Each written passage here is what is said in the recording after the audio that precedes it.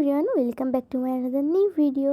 তো সবাইকেই তো দেখছি পর্তুলিকা দিয়ে বেনি বনসাই করছে। তো চলো আমি ট্রাই। তো তার আগে দেখো, আমি ভালোভাবে দুটো গাছ বেছে নিচ্ছি, নাহলে সুস্থ সবল না হলে তো ভালোভাবে হবে না।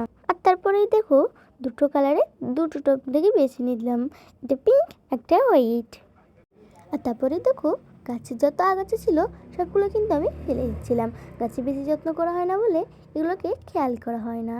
এত পর্তুলিকার মাঝে আমি খেয়ালই করতে পারি না। আর তারপরে দেখো এগুলোকে তিনটে ভাগে ভাগ করে নিলাম, নেওয়ার পরে বেনি বনসাইটা শুরু করে দিলাম।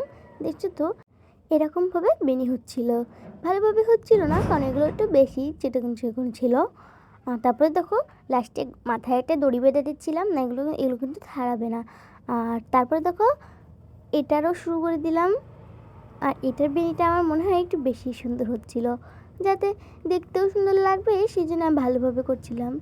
আর তোমরা যারা আমাকে কোনো সাবস্ক্রাইব করো একটু সাবস্ক্রাইব করে দিও প্লিজ। আর জানো তো আমি 500 সাবস্ক্রাইব হতে আর মাত্র কিছু সাবস্ক্রাইব বাকি, তোমরা সেটা পূর্ণ করে দিও।